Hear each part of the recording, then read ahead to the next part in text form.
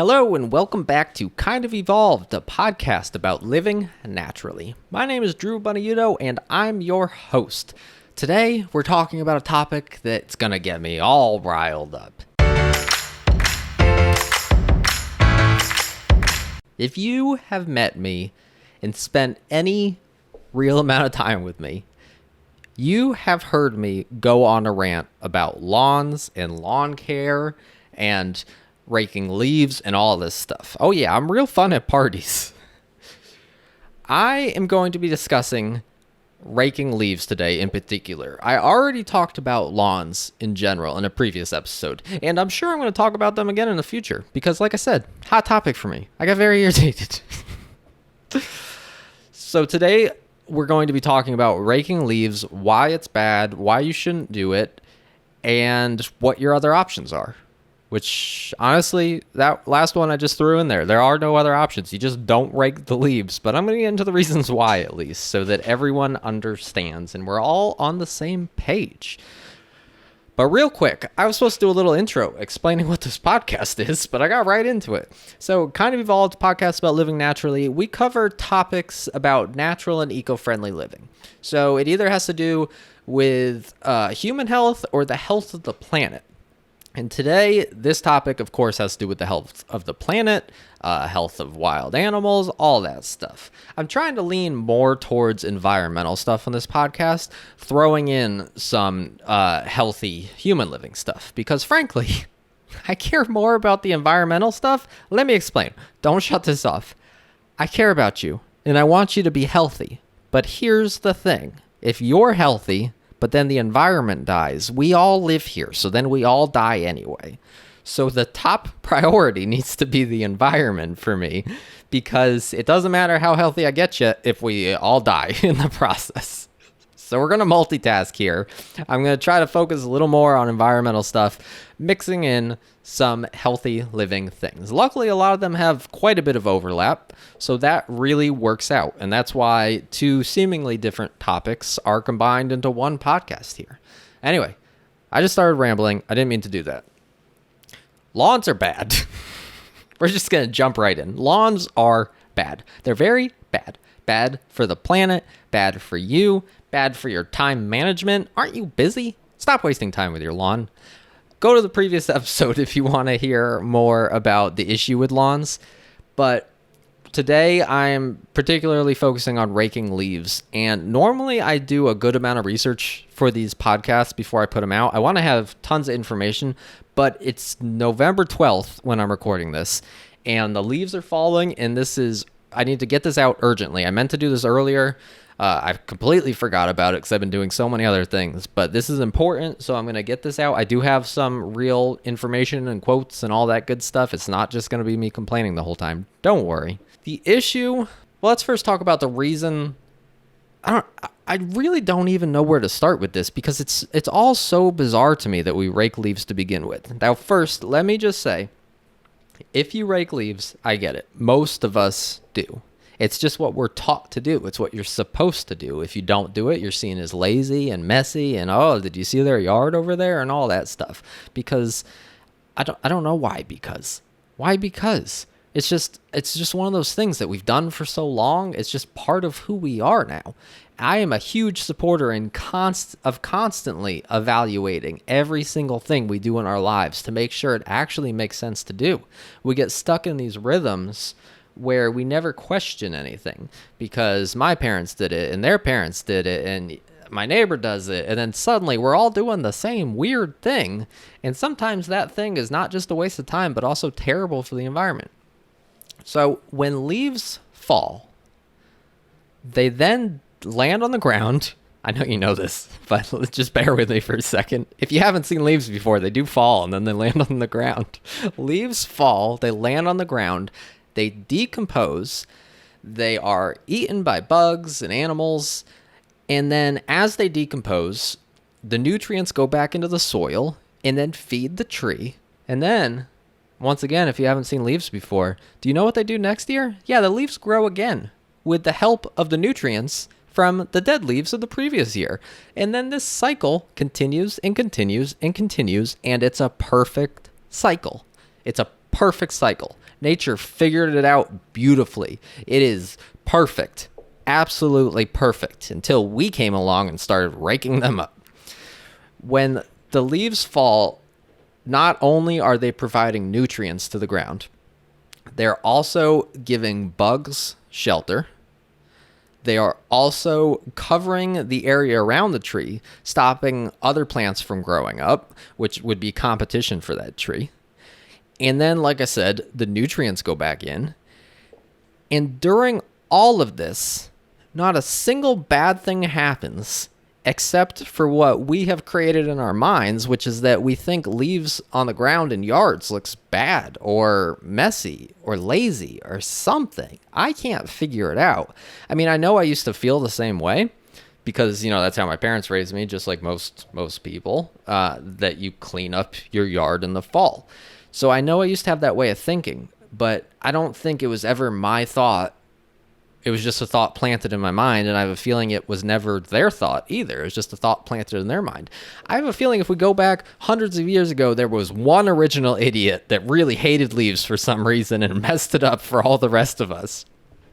On top of all of this, I want you to think about the amount of time it takes to do this every year. Every single year. You all know that we only live on this planet for a limited amount of time, right? Like we need to, our time is very valuable and precious. There are so many reasons to not do this, but let me go ahead and bring up one of these articles and talk about what some of the experts have to say about it. First, real quick, I want to go over the history of lawns because I know I talked about how I went over it in a previous episode, but in case you're not feeling like going over there and checking it out at the end of this one, I just want to talk about how lawns originated, because lawns are bizarre too. They started out as something that was around castles and like towns and stuff so that you could see the incoming enemies. So unless your front yard is a war zone, and if it is, I am very sorry to hear that, but unless it is, you don't need to mow your lawn or have some pristine grass there. Now, of course, like I talked about in the earlier episode, there are exceptions if you've got dogs and you need to mow an area for them, if you have kids, that sort of thing. Certainly there are exceptions. But if you're like me, where you've got multiple acres, there's no, and you barely even walk on half of them, there's no point in doing this. Not only is it a waste of time, it's terrible for the environment.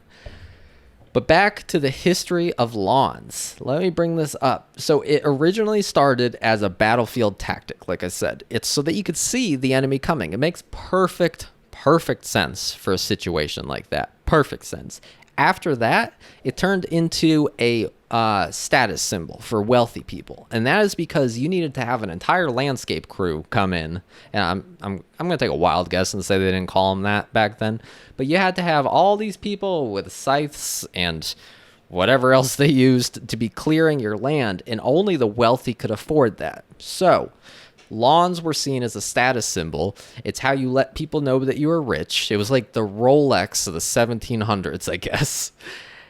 And then it just kind of caught on, I'm guessing, because, everyone wants to look fancy and wealthy in their own way. So I'm guessing once, machinery and engines became more accessible and it was something that you could maintain by yourself, it was still somewhat seen as a status symbol, and then it just evolved from there. But the bottom line is that we need to stop it. just stop it. But moving on to the actual raking of the leaves. Let me start with this quote from David Mizajewski. Listen, I know my last name's Bunnyudo. I know I can't say much, but I think David wins on this one. David, your last name's a mess. David is a naturalist at the NWF, the National Wildlife Federation. So when he was talking to USA Today, he was specifically discussing why you should not be raking your leaves. He said the leaves fall around the root zones of these plants, where they do things like suppress weeds or other plants from growing that would otherwise compete with the trees and the shrubs. They slowly break down and compost right there at the base of the tree, right above its root zone, where they return nutrients that the plant can then recycle and reuse next spring. So it's like the way we recycle plastics and stuff, except it's actually efficient and viable, and it works. And we need to not mess with it.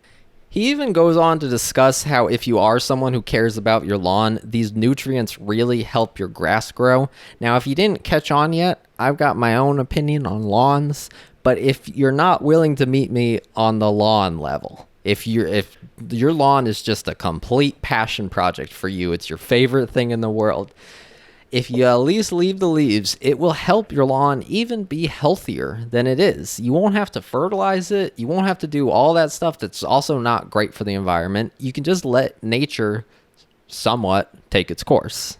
Something else I forget to consider is, I live out in the country, and I've never lived in like a city, like a really populated area. So even when I was growing up on almost half an acre, we would rake the leaves. We lived right next to, bordering our property was the woods. It was like hundreds of acres of woods. So we would rake up our leaves and we would just toss them in the woods right there. What I forget is that in really busy areas, people will rake the leaves sometimes onto their sidewalks and the town will come through and suck them up, or they'll rake them into bags and drop them off at the landfill. The problem with this is while leaves do decompose, it's obviously a completely natural thing, and they rot and they go back to the earth. Landfills are not, things don't necessarily decompose properly on landfills, and when they do, they typically release a whole bunch of methane. I don't have all the details on that right here. I'm sure I'm going to do a whole nother episode on that, but it's funny because you think, like, if you throw out a piece of paper, for example, you think that in the landfill it's just gonna rot away and decompose. The truth is it can last for an extremely long period of time there, and it's because of the way it's buried so deep. It's buried with other things. It's just locked in place. It's like a time capsule, basically. So it's actually really not good to stick leaves in that situation in a landfill like that. Yeah, he goes on to say, at this time of the year, unfortunately, a huge volume of leaves just go and sit in those landfills and produce all this terrible greenhouse gas. The more we can keep that organic material out of the landfill, the better. That's the funny thing. You don't think about leaves rotting, making greenhouse gases, because on the ground, they wouldn't do that. But it's this bizarre system we've come up with that we've taken something perfect in nature and we've screwed it up. Something I want to really talk about is how important these leaves are for wildlife. Wildlife depends on leaves. They depend on the trees in our yard. They depend on the leaves. They depend on the leaves falling and staying on the ground through winter. It's very important that small animals and bugs have these leaves. They rely on them. I mean, I could talk about this more, but David's doing a great job over here, so I'm just going to read from his quote again. He says the leaves on the ground are an entire ecosystem in and of itself. There are probably thousands of different species that actually live in that leaf layer.